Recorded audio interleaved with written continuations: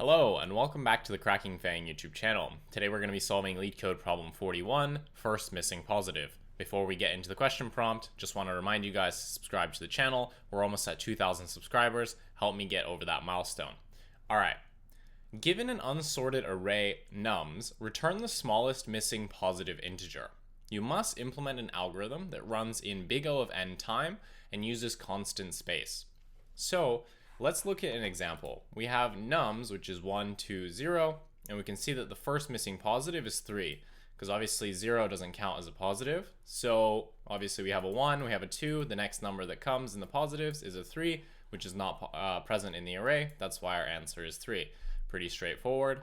In this nums, we have 7, 8, 9, 11, 12. Obviously the first missing positive is going to be 1, so that's our answer.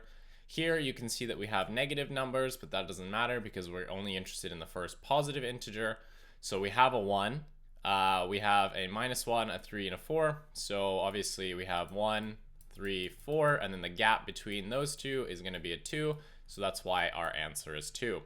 Now, this question looks really simple on the surface, right? Like you're just finding the first missing positive, and let's look at how we might solve this if we didn't have these requirements put on us. So I mean, the most simple way to do this in big O of n time would simply be to create a set with all of the numbers that we have.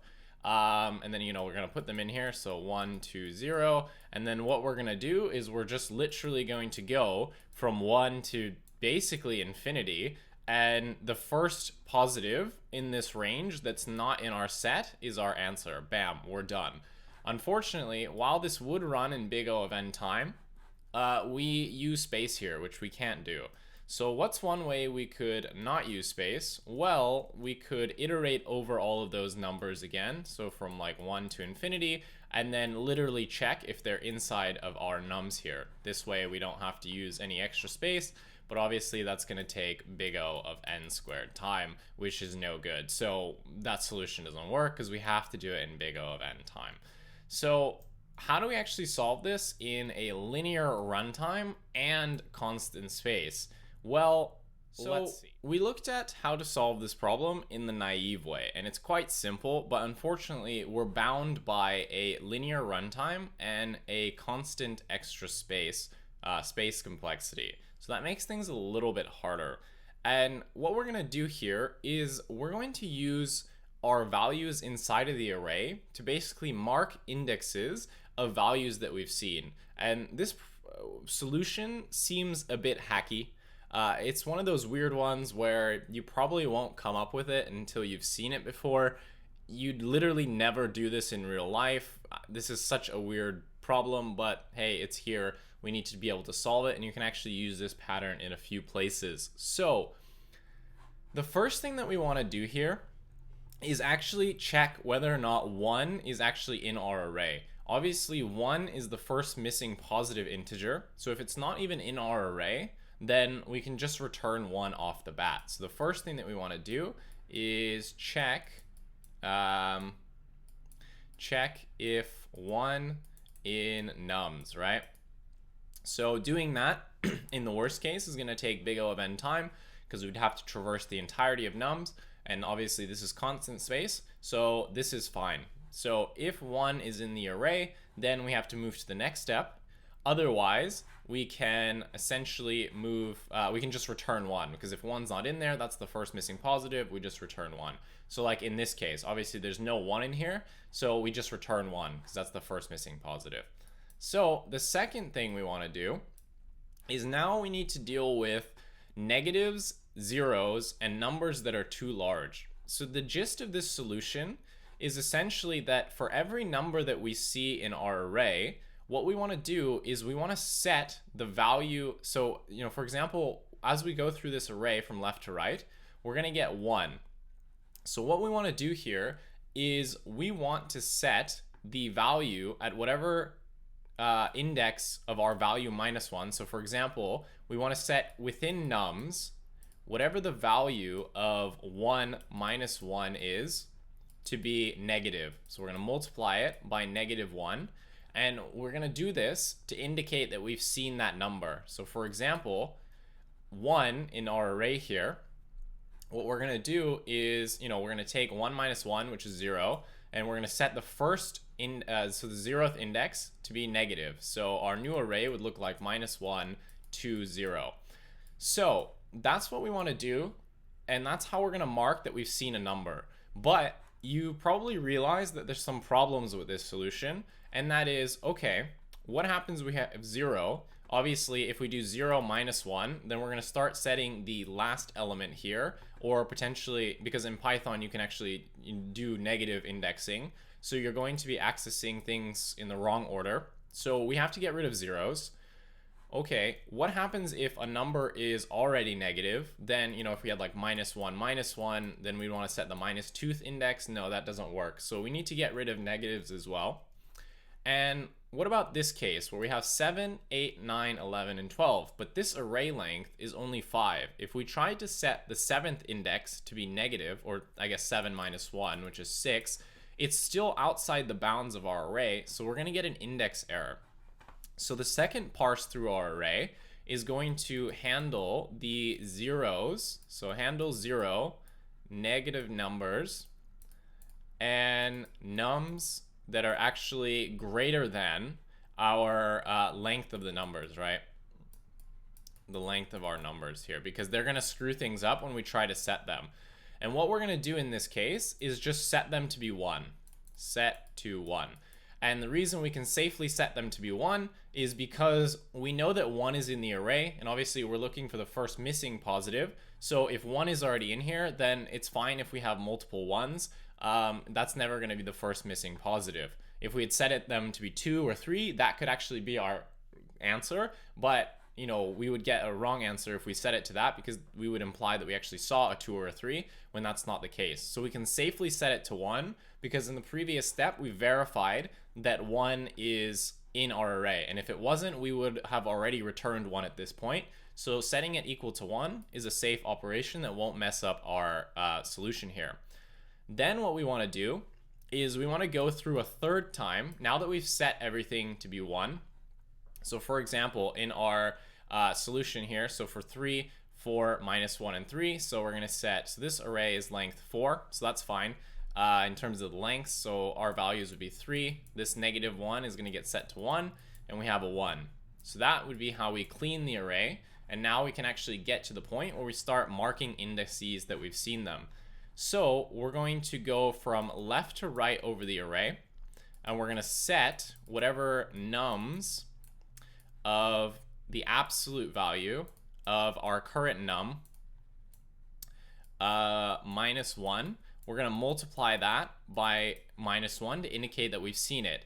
If the number is positive, if it's already negative, that means that we've seen it before. We don't want to get rid of that value. So that's why we take the absolute value to not actually just negate it. So let's see what this would look like. So we have 3, 4, 1, 1. So we would have 3, 4, 1, 1. So obviously we take the absolute value of 3 minus 1. So that's going to equal to 2. So we're going to set the second index, which is this 1, to be -1 to indicate that we've seen the number 3, right? Now what we're going to do is we're going to go to the 4. So what is 4 minus 1? So 4 minus 1 equals 3. So we're going to set the third index in our array to be -1. Cool. So now we get to this number here, but it's a negative. So obviously we want to take, that's why we take the absolute value. So the absolute value of -1 is just 1. So 1 minus 1 is going to be 0. So we're going to mark the 0th index with a negative because we've already seen it. And then we get to this -1 again.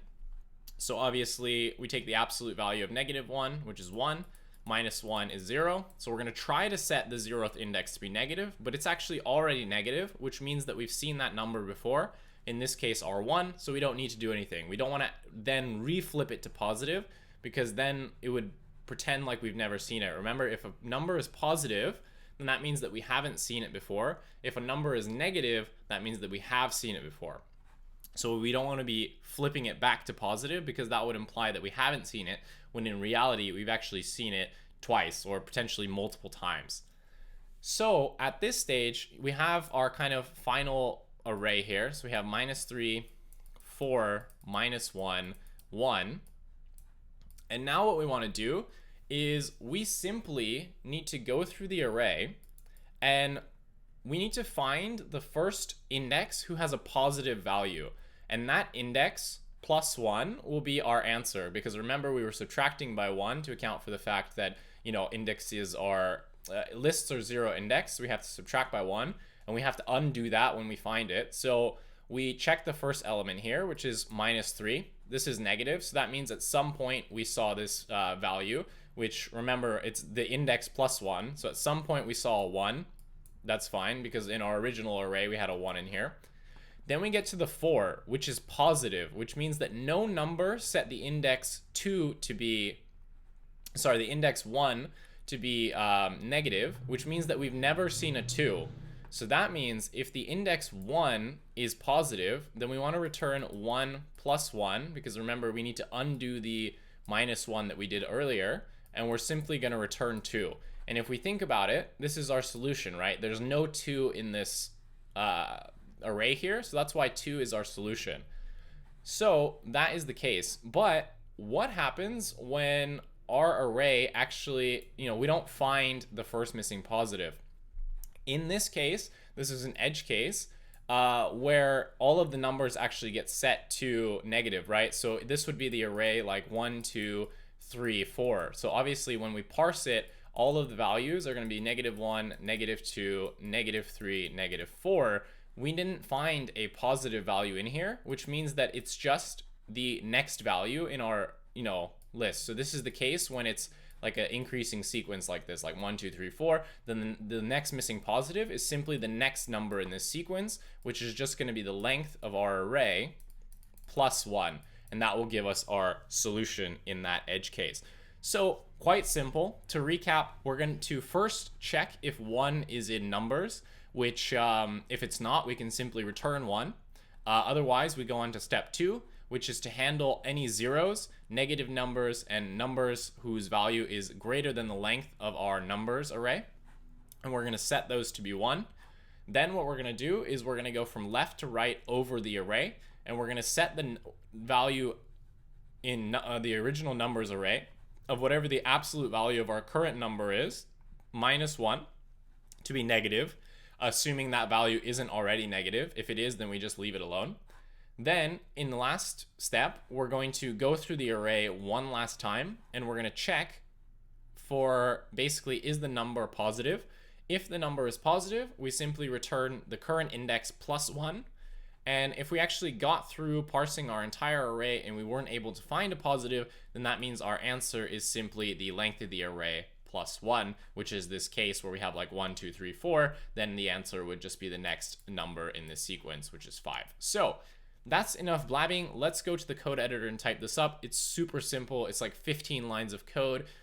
For being a hard problem, it's quite simple. But like I said, if you've never seen this before or don't know to use the indexes to mark that you've seen something, this is quite an unintuitive solution. So hopefully this video and my handwriting here has not confused you further. But if it has, don't worry, we're going to go to the code editor and type this up, and it should be much, much clearer. So I will see you in the code editor momentarily. Hey, ladies and gentlemen, we are in the code editor, and let's type this up. So remember that the first thing we want to do is actually check whether or not our 1 is in our numbers array here. Obviously, if 1 doesn't exist in the array, 1 is the first missing positive, therefore we can just return 1. Another edge case we can check for is actually if the array is empty. Obviously, if the array is empty, then we just return 1 also. So we're going to say if not nums or 1 not in nums, then we can simply return 1. Cool, so that's the first edge case.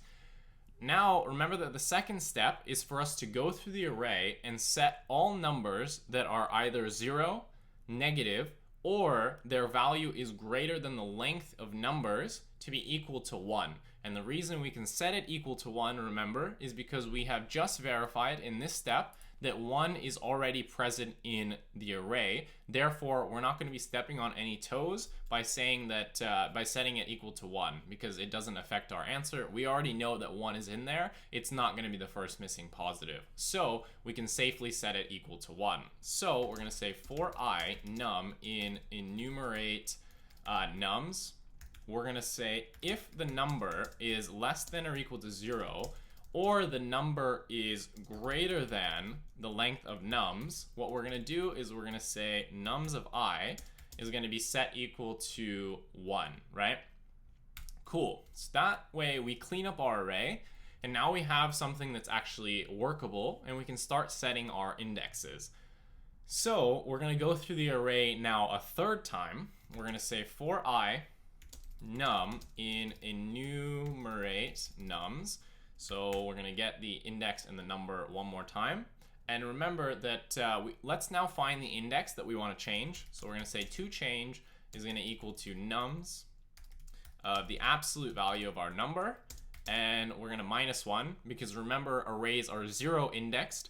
So since we know that there are no zeros in here, we never have to worry about, a 0 popping up and then us having to deal with like the -1 index. So that's why we always want to be working with the previous index, right? So a 1 would always set the index 0, and so on and so forth. So we now figured out which index we want to change.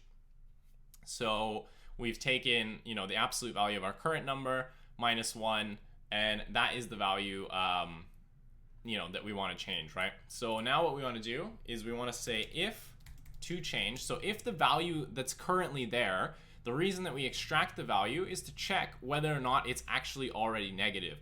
Remember, if it's already negative, at this point, there's no way for us to have negative numbers unless we set them negative in this for loop. Because remember, in this previous step, we got rid of all numbers less than or equal to 0 or greater than our length of nums. So at this point, if this value toChange happens to be negative, it's because we set it negative during this for loop, which means that we don't want to then reflip it to positive, because that would get rid of the fact that we flipped it in the first place and would screw up our answer. Because remember, in the end, we're going to be looking for indices whose value is actually positive. So we don't want to flip something that's already negative back to positive. So we're going to check if toChange is greater than 0. So basically, if it's positive, we're going to say the number at that index again. So nums of abs of the number -1. So we're going to set it equal to -1, right? So we're going to multiply it by -1 and continue on. So now we have basically set all of our indexes. Now it's time to figure out what our answer is. And our answer in this case is going to be the first index whose value is not negative. So basically the first index who has a positive value, and that's going to be our solution. So we're going to say for I in range len nums, we're going to say if nums of I is actually greater than 0, we're simply going to return I plus 1. And the reason we do I plus 1 is, remember, we did I minus 1 to set the indexes because everything is 0 indexed, and we need to do I plus 1 to basically get rid of that. Otherwise, if we do not return anything here, remember, it's the case where we have 1, 2, 3, 4. And let's think about what happens when we run through our algorithm here. So the first thing we do is we check, okay, does nums exist? Yeah, it does. Is 1 in here? It does. Okay, we move on to step 2. We're going to set all values less than or equal to 0 or greater than the length of our array here. Our length is 4, so there's no values greater than 4 here. So that means that after this step, our array still stays the same. Then we're going to change the values of each one based on, this for loop here. So that means that, at the first index, we set the 0th index to be negative, so that becomes -1. We're going to do the same thing for the next one. So our array basically looks like this, right? Now what we want to do is we want to say, okay, well, we have a problem here because there's no positive numbers here, right? When this for loop ends, we won't have found an answer, which just means we want to return the next number, which is length of our array plus 1, right? So in the case where we have an increasing sequence where each of the numbers differs by 1, in this case, the answer is just going to be the next number in the sequence, which is 5. So that's the final edge case that we need to check. So if we haven't returned an answer at this point, all we need to do is return the length of nums plus 1. And we're done. So let me just run this real quick, make sure I didn't make a syntax mistake anywhere. It looks like we're good. Let's submit this and pop this back open, and we're good. So obviously the problem told us to do this in linear time and constant extra space. So let's kind of look through our solution and verify that that's correct. So at any point here, did we define any extra space? No. We're doing this in place, which is how the problem is meant to be done. There's no way to do it without doing it in place. If you think of you can come up with something clever where you don't do it in place, I'd like to see that solution. But as far as I know, you can only do this by modifying the original nums. So as you can see, we haven't defined any extra space here. So we, maintain our constant space requirement. Now let's think about the linear runtime. So how long does it take to check whether or not our nums is empty? So actually arrays in Python have, an attribute .length, which will give you the length in constant time. So this is going to be a constant time check. So to check whether or not 1 is in the numbers, obviously that's going to be a big O of n operation because you have to check every single element, but that's fine because we're allowed to do big O of n. So now we do a second pass through, which is going to be, we're just going over each number and each index, and we're just setting a value here. So this is, again, going to be big O of n, because this check here is going to happen in constant time, and then setting this value is in constant time. So the total runtime here is big O of n. Then in our third pass, we simply go through the array one more time. So again, we're just setting a value here, and this check parsing the value from an array at an index happens in constant time. This check happens in constant time, and then obviously setting the value happens in constant time. So we have big O of n here for this runtime. Then for our fourth pass through the array, we have again another big O of n runtime, because all we're doing is just checking whether each value is greater than 0. And here we just return length of nums minus 1. So at no point have we gone over big O of n. We have multiple passes. So, in the end, our runtime complexity is big O of n plus big O of n plus big O of n plus big O of n. So obviously this is going to be 4 times, big O of n, but asymptotically, we don't care about constants. So this is still just big O of n, which is what the problem asked for. And obviously we haven't used any extra space. So that is how you solve first missing positive. Like I said, this solution is not very intuitive. It's one of those where you basically have to see it once and then you know about it forever. But until you see it once, you're probably not going to come up with this. I sure as hell didn't come up with this. I looked at the solution and was like, oh, okay, yeah, that makes sense. This is actually quite simple. But to come up with this on your own, hey, if you did, props to you. You're probably a genius. You probably don't even need this video. I don't know why you're still watching. Anyway, yeah, so that's this problem. Like I said, you can solve a lot of other questions with this pattern. It's a bit of a strange one, but it makes sense if you think about it. And all we had to do is kind of clean up the input before we could actually go through with the setting of the values. In other problems, you don't have to clean things up, but in this one we did because it's a hard level question. Anyway, I've been blabbing for like 20 minutes now. I don't know how you guys are still watching. Thank you if you made it this far. Otherwise, yeah, thank you so much for watching. Please leave a like and a comment. Maybe comment, hey, I made it to the end. Where's my prize? It really helps me with the YouTube algorithm to get pushed out to more people. Subscribe to the channel so you don't miss future uploads. Right now, I'm doing a system design series where basically I'm going through in bite-sized pieces, important things that you need to know for a systems design interview. Probably in the future, I'm going to do one for behavioral interviews, but that's in the future. We'll cross that bridge when we get there. Otherwise, thank you so much for watching, and have a great rest of your day. Bye.